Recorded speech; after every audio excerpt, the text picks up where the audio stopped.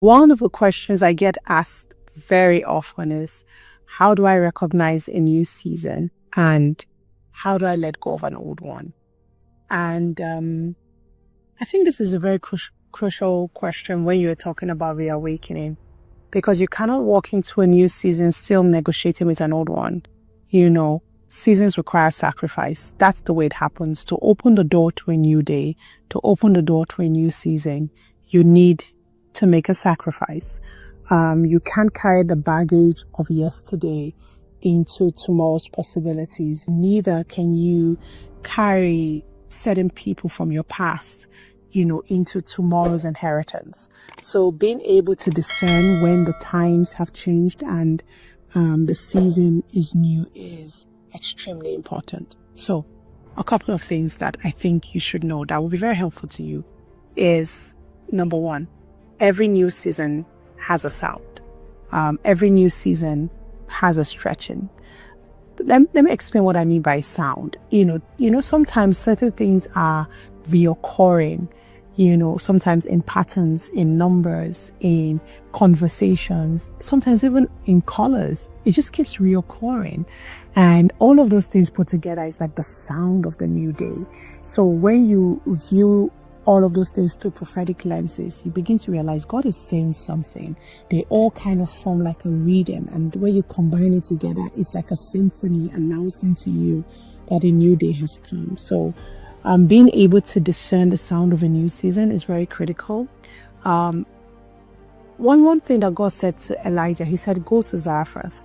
The brook had dried up at this point. It was time to move on. Another way in which you can tell that a new season is coming is that the brook dries up. Manna stopped when they had to enter the promised land. Water stopped coming out of the rock. Pillar of fire disappeared.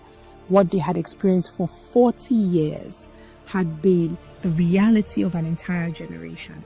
A generation born in the wilderness did not know any other source of light. The only source they knew was fire, fire, fire. And all of a sudden it disappeared. That is shocking to anybody. But that was a sign from God that it's time to live here. Many times we're trying too hard to revive a dried brook, and we end up wasting our time, and it keeps us in this demonic cycle of disappointment because you want the brook to produce for you.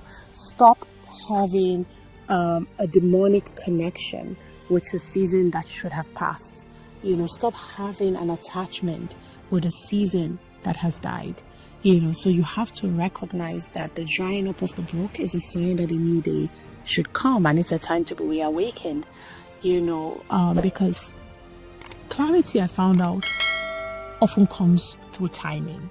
If the grace is gone, it's time to go. It's that simple. So one way to know that a new season is you just lose grace. You can't feel the ease anymore. You can't just feel the things you could tolerate around that season. It's just, you just can't take it anymore.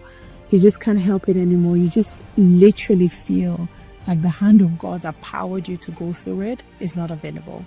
It's usually a sign to move on.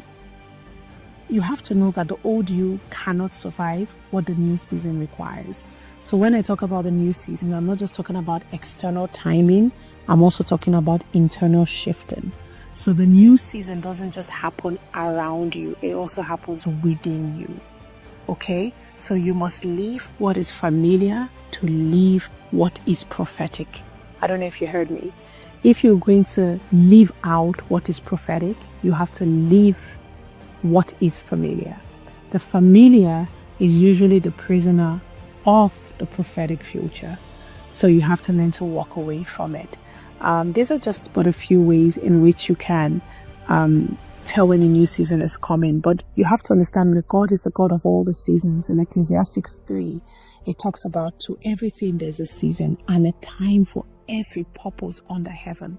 It began to say a time to plant, a time to uproot, a time to mourn, a time to laugh. Just think about it. You cannot express past the boundary of a set time. So times are not just for you to recognize. Times are actually God's wisdom to you. to inform you on how to build.